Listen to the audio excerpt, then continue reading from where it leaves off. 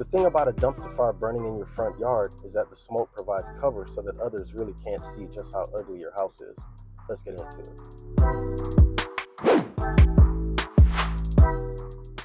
What up, y'all? I'm Christopher Markland, and welcome to my reviews. Wait a minute. This isn't really a review, but more a commentary on Married at First Sight Season 18. Now, I'm going to be talking about the people on the show, some of the situations, and even the show itself. As usual, what I do, I don't give play-by-play, blow-by-blow, line for line, bar for bar about what we saw in the show, but instead I give my opinion. And like I said, just a commentary of some of the things that we've seen on the show. In particular, the whole situation that is David, Madison, Michelle, and to a lesser extent, Alan. He had the text message, the "you're so damn fine" message. Yeah. And he was saying that it was his cousin that sent the food photo. First things first, before we even go any further, David is a damn moron. There's no way around it. And again, I don't know this man, don't know him from anything, but from what I have seen, what I have observed, that whole I was sending a message about food at 3 o'clock in the morning had to be the stupidest thing I've ever heard in my life. Now, either he panicked because he got caught, and even that doesn't make sense, and I'll go into that as to why in a minute, or he just isn't that bright. Now, if you send a message at 2 o'clock in the morning and you unsend it and you don't talk to Michelle until hours later, that means you had plenty of time to come up with a cover story, to come up with anything. So there is no panic at that point, because it's not like Michelle called her up right after he sent it, like, hey, did you do this? No, he had time to think. He had time to plan. He had time to strategize. And instead, this dude comes up with, my cousin sent me a picture of some food. Whew. Anyway, all this dude had to say was this: yes, Michelle, I meant to send that to you. I was talking to the other ladies and the other, in the other marriages, and just listening to them talking about their spouses. All I could think about was the first time I saw you, I was so excited. And every time thereafter, you're just so attractive. And I was drinking a little bit and I just got caught up, and I sent the message about, I would just love to eat you up, whatever. And, I thought about it like, yo, we're not in that place. So I kind of pulled it back. I came to my senses. That was it. But instead, this dude sends the most convoluted, idiotic message or explanation I've ever heard. He let me know that Madison gives him attention, and Madison texts him, and Madison asks how his day is, and Madison knows more about him than I do. I mean, listen to all that. It stands to reason why he would catch feelings. Think about it. All of the things that they just listed were things that Madison was doing, things that Madison was providing for David. So it stands to reason that he would catch feelings for her. Now, we can debate as to why Michelle wasn't doing what she was doing, and why she didn't connect, and why she was, all in her feelings, and going all the way back to the honeymoon. We can debate about, as far as him living in the basement and her lifestyle, or all of that other stuff. That's fine. The bottom line is, everything that they just said that Madison did for David, Michelle was not. There's an old principle: the universe does not like a void. If there is an opening, the universe will fill it. If there's an opening in your life, somebody's going to fill it. If there's an opening in your sex life, somebody's going to fill it, or vice versa, fill it. Anyway, all that matters is if you leave an opening, someone is going to come in and fill it. If you want to divorce somebody, divorce them. If you want to leave someone, then leave them. Leave them and do what you want to do. Right. But don't stay in a marriage and cheat. I wholeheartedly agree with this. If you're not happy within your marriage, then leave. If there is a problem in your marriage, then fix it. But if that problem is so insurmountable that you cannot fix it, then leave. Before you cheat, before you step out, before you, do any type of just bad behavior and end up hurting your spouse, leave. Now, we can go into why David felt the way he felt, and how difficult his marriage was with Michelle, and just the communication, the lack of intimacy, the lack of things that he needed. That's fine. But the bottom line is, if you're not happy, leave. The same goes for Madison. Now, I rock with Alan. I had no problem with the dude. He seemed like a good dude, a genuine dude that was trying to do right by his wife. So I got no problem with him. Madison, on the other hand, yeah, there's a lot of selfishness going on. And from jump, however, same thing applies to her. If you are not happy with your marriage, if you're not happy with your person, if your needs aren't being met, before you step out, before you emotionally cheat, physically cheat, leave. I don't want to be berated. Like, I haven't handled the situation in the best way. I get it, but I'm human. If this ain't the most entitled nonsense I've ever heard in my life, you do stupid, selfish, dumb shit and then don't want to be berated for doing stupid, selfish, dumb shit. Yo, actions have consequences. And if you don't want to suffer the consequences of your actions, then damn it, don't do them. Again, Alan has every right to berate her, to do all the stuff he kind of went, I won't say he went over the top with tearing up the stuff.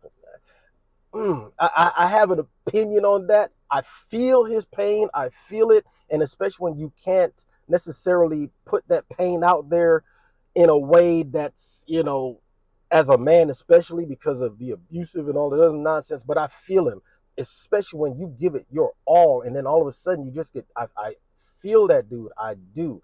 Anyway, back to Madison. Alan has every right to berate Madison. Alan has every right to be angry at Madison, and Madison has no right, no place, no nothing to try and dictate how Alan, his feelings manifest himself. At the end of the day, like, I'm not walking into this to be told that I did something wrong and to be told that I'm a bad person. Now, I'm not going to go as far as calling her a bad person, because many good people make bad decisions. So I'm not going to cast judgment on her as a person, but I damn sure I'm going to call out the bad behavior that it is right there. And quite honestly, all of us, Alan, Michelle, the experts, all of us in the viewing audience that are witness to this bad behavior on her part, have every right to call it out. Now, again, I'm not going to say that she's a bad person, because I'm not going to cast moral judgments on her entire being. We only get to see a snippet of their life that has been heavily cut, heavily edited, heavily processed for our viewing pleasure. So I don't know these people, don't know her specifically, so I'm not going to say she's a bad person, but she damn sure did a bad thing that needs to be called out. I'm on the treadmill for 45 minutes talking to David, and he would confide in me and I'd give him advice, and I'd confide in him and he'd give me advice. He's a gym rat, she's a gym rat. It makes sense that they connected in the gym. They both have a shared appreciation for the gym. They were there together and they were able to talk, to commiserate about their like situations and talk about it. Like David said, they connected. You cannot control who you connect with and where you connect with that person. Now, you can control the extent of that connection. You know when things are going out of line. You know when you're crossing that into that gray, murky area. You know what it is. They're all adults. They've all dated. They've all flirted. They know the situation. So there's a point. There's a line. They crossed it. Fine. But as far as that connection of them being in the gym, yeah, it makes sense. There's been no intimacy, just conversation. If you consider a hug, intimacy. David, the most you guys have done is a hug? Yes. There is something powerful about bonding. You can't control when you bond with somebody and where you bond with them. And I also have bonded with ADT. ADT security system has provided me the best experience for me and my family. And the bond that I have with AD&T security is so powerful. I enjoyed my ADT security system, and it makes me and my family feel so safe. Make sure I understand that my family and the protection of my family is this. Excuse me. I understand that my family is the best, and I want my family to be protected.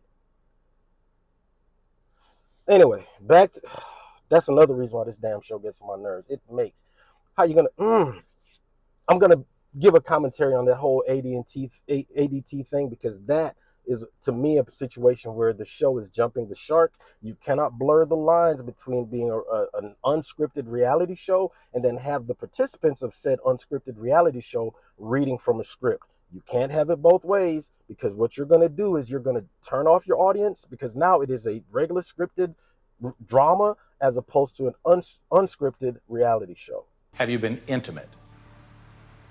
No. There's been no intimacy, just conversation. If you consider a hug, intimacy. David. I'm really trying to figure out why this is surprising. It is very much a thing for people to fall for someone else and not be intimate with them. Now, of course, intimate has many number of different ways to be defined. Intimacy for one person could be a hug, whereas intimacy for another could be a kiss, and intimacy for another could be some full-on intimate moments. But anyway, I'm trying to understand why Pastor Cal is shocked that they have connected with each other, that they have bonded with each other, that they have become close to each other, but they have not been intimate. Now, we can go into whether that is or isn't true, but we're going to talk about that in a minute. However, it is not shocking. I'm not surprised. It makes sense to me for them to say, hey, we've connected, we just haven't been intimate. I can't imagine it being sent if you didn't know there was a recipient who would like that. It's very sexual. It's gone into that area. Are you telling me it didn't? This is what's really pissing me off about the experts regarding this issue. It's the pearl clutching. It's the hand wringing. It's the shock of, oh my Lord, I can't believe he would send such a man. It makes no sense for them to say that he would send a message unless he knew the recipient was welcoming of said message. Ladies, do me a favor. In the comment section of this video, put the hand raised emoji if you've ever received an unsolicited dick pic. You're having a conversation with a dude, a text message, and all of a sudden, flat out, this man in he's showing all of his glory. Did you ask for it? He thought you would welcome it, did he not? But did you? So it makes no sense.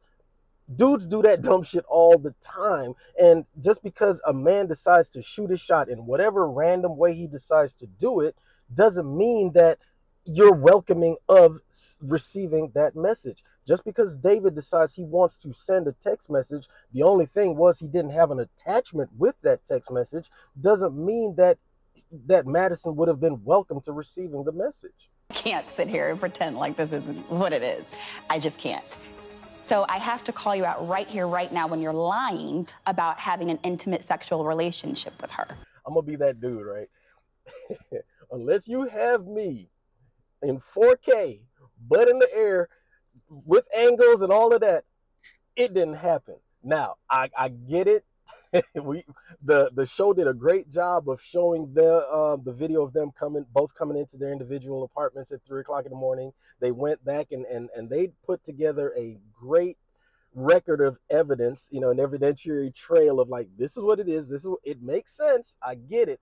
However, unless you see them having sex, all you have is speculation.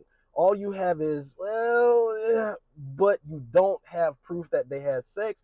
And I get it. David has done all kinds of lies. Again, the guy's just, Anyway, the bottom line is, unless you literally have video of them hugging, kissing, and damn sure having sex, then what they're saying at this point, all we can do is take at face value, whether you believe them or not. Feel comfortable enough to send that text. And you're saying that there was nothing, you guys were just buddies. Gym buddies. And I'm going to send you a text saying you so... Again, why is this so surprising? Why is this so shocking? Dudes send these types of messages every day. They send them in DMs where we shoot our shot. They send them in private messages, we shoot our shot. And if we have a friend that we're crushing on, we send it. Dudes do this every day, and some dudes elevate by sending unsolicited dick pics. Not me though. I mean, all I send is cute cat videos and Bible scripture. All I'm saying is, it happens all the time, and it's so annoying that the quote unquote experts are so, oh my God, man, get out of here with that. Why should we at this point believe that you're being honest? I mean, you guys can believe whatever you want. I can't make that judgment for you guys. You know what? I feel David on this one. I'm not mad at all at that response, because at the end of the day, he's right. He's like, bruh, you can believe what you want to believe, whether you like it or not. It is what it is, and that's what happened. And I'm telling you what happened. Whether you choose to believe it, that's on you. Honestly, I'm not mad at him for that. I'm not mad at Madison for the same thing, because at the end of the day, it's not up to Madison or David to try to convince us to believe, a certain thing, whether it's Michelle, whether it's Alan, whether it's the experts, whatever the case may be. They said what they said, and they're going to stand by it. And whether you choose to believe it or not, that's on you. Talked to you several times about a person of color. You said no. You didn't. You said you have always dated white guys, and that's what you want. Have you ever been having a conversation, a heated debate with someone, and that person's losing the argument? So what they do then is they throw in some non sequitur about just nothing but your past or something that they know about you, just for the sake of, one, throwing you off of your game within the argument, but also just to emotionally hurt you just for the fact that they're losing the argument. For Pastor Cal to bring up Madison's dating preference and also her preference for a spouse in marriage was nothing short of slimy. People do that shit all the time because it makes no difference what she dated or what she wanted to the situation at hand, which was the connection that Madison has with David. What she thought in the past doesn't matter based on what they have going on right now. I have a homeboy that when I was in the Army, he and we went to AIT in Baltimore, so I knew the dude, and then we both were stationed at the same duty station at Fort Hood, well, whatever the hell, Fort Cavazos, Texas now, right? So back then, he and we had many conversations about dating, and he was from Pine Bluff, Arkansas, the blackest part of Arkansas. And he would tell me many times, man, ain't no way in the world I'd ever date a white girl and blah, blah, blah. Fast forward to when we got to Fort Hood, this man not only dated, not only married, but had kids with a white girl. Reason being, he was around white women in our unit, and he formed a connection with a white woman. What Pastor Cal said right here makes no fucking sense to me, because just because you say something about, well, in the past I never did it. However, when you meet somebody that you connect with, God damn it, you cannot stop that connection. Pastor Cal should know this because he's a pastor. He's counseled many, many, many marriages, including interracial marriages. And for him to say that, like I said, is nothing short of slimy. I think that could expand potentially, but I don't know. Like, I don't want to say. We don't experiment at that level. Yeah. Here. And right there, we see that Madison did not shut down the idea of dating or marrying someone outside of her race. What she said was that necessarily wouldn't be her preference for marriage, meaning, okay, we're not going to try and experiment on top of this big ass experiment. So in other words, she's been dating white guys. That's usually what she tends to date. Has she dated outside of her race in the past? Sure. Would she be open to it? Okay. But there was no, I will not date outside of my race. That is not what I want. No, she never did that. In fact, even though I didn't include the snippet in this video, she said she's dated black dudes before. So again, for Pastor Cal to react like he did, and you heard Dr. Pepper right there saying, no, we're not going to do that. That's an expert saying, you know what, we're not going to put you with someone outside of your race. So again, for Pastor Cal to react the way that he did and try to make that a thing, just something unseemly about that. If you were just meeting him on the street and all this was over, he wouldn't have a shot in hell. That's not necessary. I mean, not necessarily. If you didn't know him. Yeah, I can see that. But there's a difference between the scenario that Pastor Cal laid out and what actually happened. And that difference is she does know him. Y'all, I've written and published 3 books. And one of the things I love about writing, crafting stories and all of that are words. I love words. And there's one word in particular that I especially love and find appropriate for this situation. And that is propinquity, which is nearness in time of space, proximity. And you cannot stop the fact or deny the fact that these two were in close proximity to each other, not only through the entire experiment and the process of them being on honeymoons together and all of that, but they were also in the gym together in a more confined and, dare I say, intimate setting where they got to know each other. So regardless of her just walking down the street all randomly, yes, she may not choose David, but now that she has gotten to know David and there are things about him that she likes about David, the fact that she has things in common with David, it makes sense that there is a proximity, dare I say, a propinquity when it comes to David. And think about it, the story I just told you guys about my homeboy and his wife in the army, and also with right now you see David and Madison. There's a closeness there, and also I don't know if y'all there's a concept of a thing called the work wife and the work husband. What that is two people who would never would meet in life, but they're in the same workplace. They have conversations and banter and flirting and all of that. Next thing you know, they're in a full blown quote unquote work wife, work husband, work spouse type situation. It happens every day. It's not surprising. I'm not condoning it and saying it's right, but what I'm saying is that it is real. But you do know that she was turning the corner. By her own admission, the last time I met with you guys, she was turning the corner. But by that time, you had already developed a strong affinity for Madison. I'm not saying it's right. However, it's definitely too little too late on Michelle's part.